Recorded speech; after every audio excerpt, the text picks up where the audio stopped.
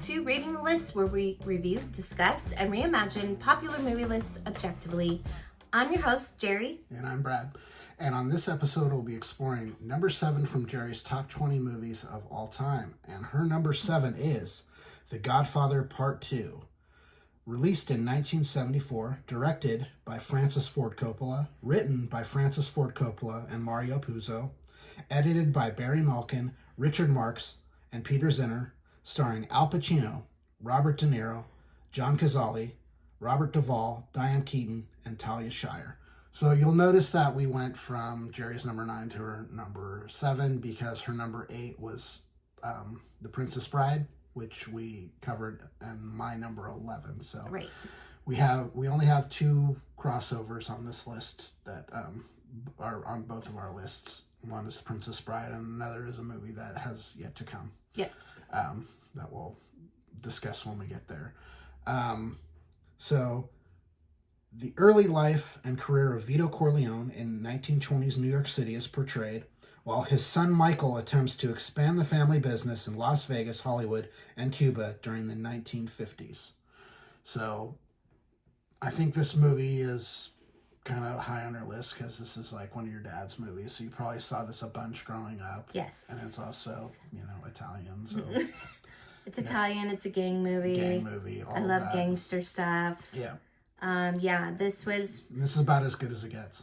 Yeah. In terms of that stuff. And yeah, this is probably one of those movies that, like, with Brad and his dad watching The Road Warrior was probably something I watched way too early.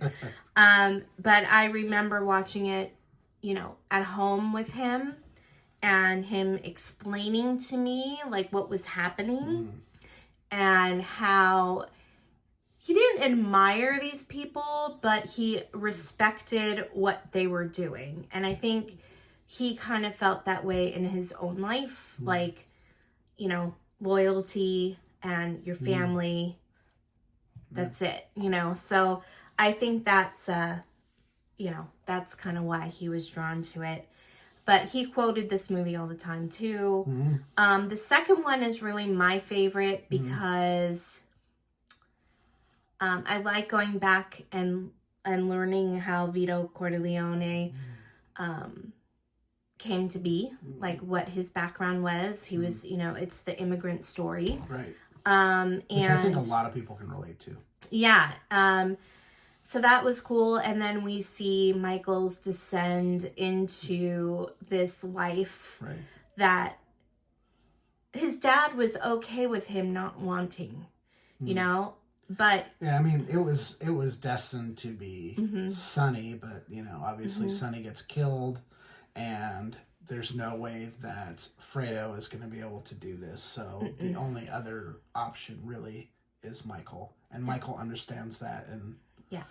And then, not only does he understand it, but he just like, I kind of understand the Michael mentality. It's like, dude, if you're going to do something, just do it. Go full force. I mean, you got to be good at it, right? I mean, he has a college education. Yes. Right? He's in the military. He was in the military. He was in the military. So he has a really different way of looking at the whole, yeah. And the whole mafia situation. And he's just he's a different kind of boss than his father was. He's super smart, and he's, he wants to do right by everyone, but it's interesting because you see him, in the third movie, he's older, and he's like, I don't want to do this anymore. Right. And he's trying to get away from it, but he can't. Yeah. But in the second one, he's so dedicated to this life now that, well, he's trying to, he tries to start to legitimize it in the second one, and that's really like where he's really trying to go. Like he's trying to fully legitimize in the third family one. operation in the third movie. So yeah. it's very interesting to see that he's always trying to go that way. This movie is really, really interesting. I agree. This is the best of the 3. One could argue this is the best sequel of all time. I would say it's number 3. I think there's 2 sequels that are slightly better than the original than this one is, because the first one is so good. Yeah. I think it's really interesting because it's really two different movies. There's the story set in the 20s and then the story set in the 50s. In the late 90s, there was a version of this movie that was edited in chronological order, and it was shown. I forget what it was called. It was shown in theaters, and I actually watched it. It's really, really interesting.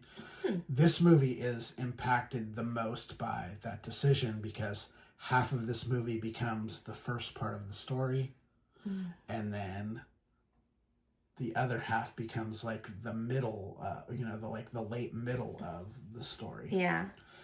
Because it's basically, the way they did it is they cut it into like one, I want to say it's like 7 hour and 45-minute movie essentially. Good Lord. You start with the stuff with him in the early 1910s, 1900s, 1910s, when he first comes over as a kid, and then you see him as he gets older, and he's like, the Robert De Niro character in his 20s, in the 1920s. And then you go into the stuff that happens in the first movie, and then the second movie, and then the third movie. Got it. Okay, I see. And it's really just shot kind of in sequential order. Poe. It's okay. Be quiet.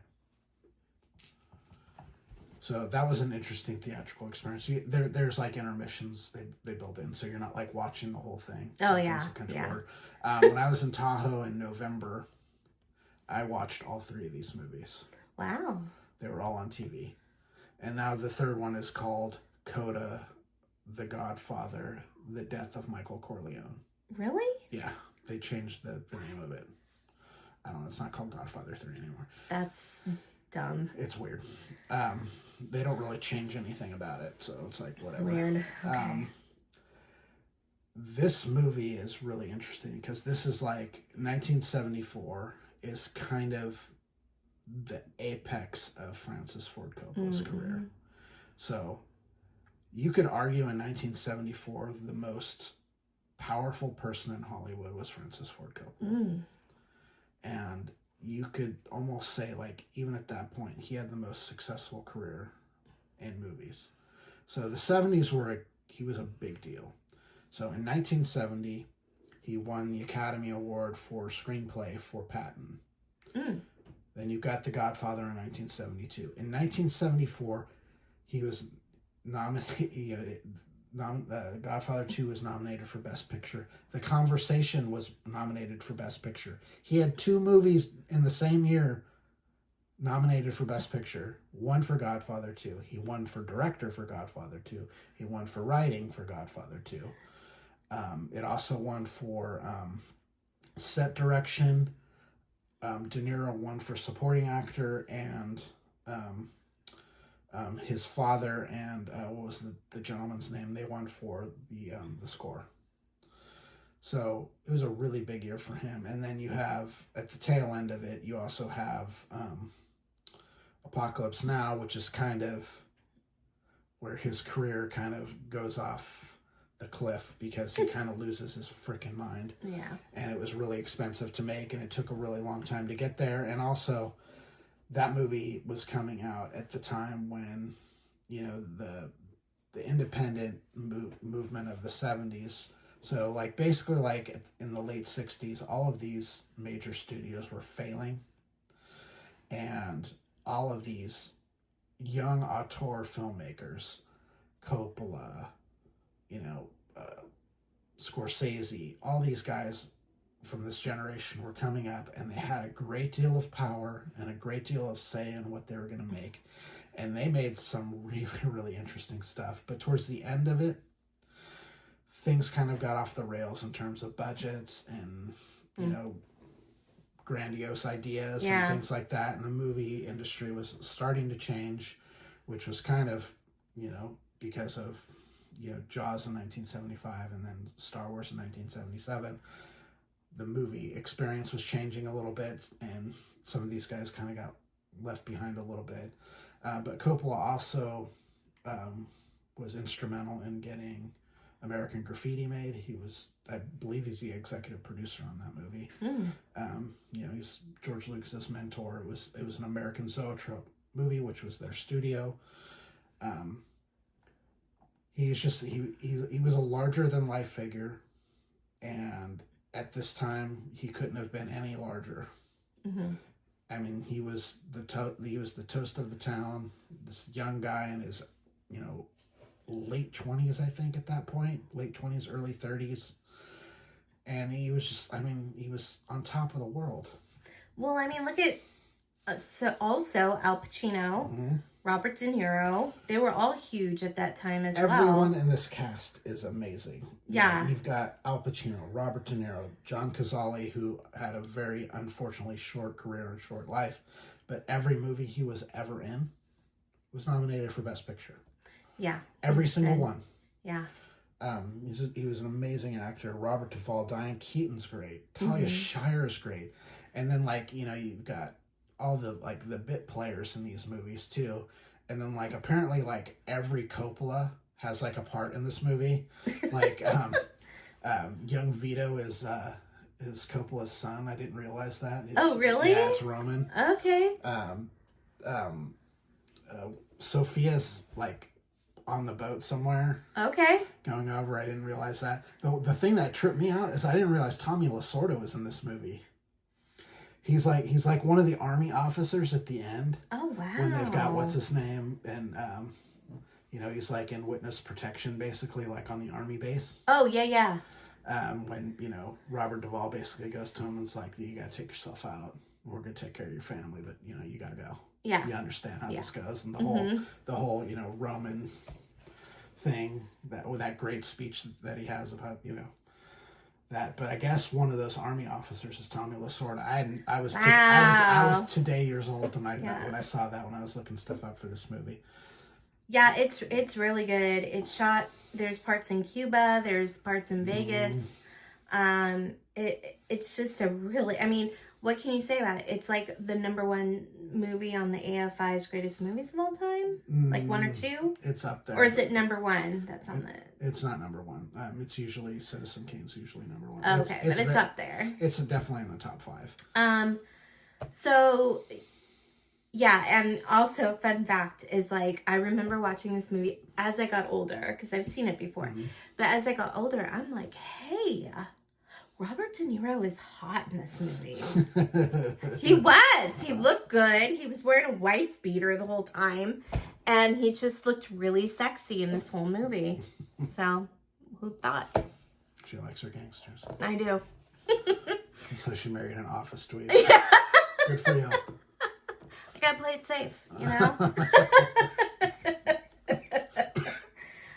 What did you rank this movie at? This movie is the closest that I got to having a movie on the list, but wasn't on the list. So this was my number 22.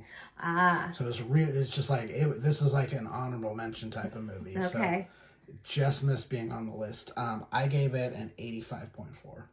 This Great. movie is an astounding achievement of direction, acting, writing, and especially editing. Because you're basically making 2 movies and making them one, and this movie is a fantastic achievement in filmmaking. Yeah, it's really one of my favorites. And if you haven't watched these movies, because I think people have a hard time watching these movies because they're so long. Just take your time. Take your time watching it. When I think there's an intermission. There is an intermission built into the first 2. Yeah, you could always pause it. Go do your thing, come back to it. It's kind of a movie where you could do that because it's a lot of just things going on. Not so much action driven, but it's conversations. It's plot driven. And then there are spots where it's really, really suspenseful, especially the first one. Yes. Yeah. So, please try to tackle these movies. It's well worth it. Yep. If you've seen The Godfather 2 and you want to discuss it with us, please do so in the comments. If you have seen this movie and you hate it, please tell us. We want to know. We want to know what you're thinking. And if you like our video and our content, please like and subscribe to our channel. And if you'd like to talk to us directly, please do so at ratingthelist@gmail.com. But I think that's it for now. I'm Jeri. I'm Brad. And we're Rating the List. We'll see you next time. Bye. Bye.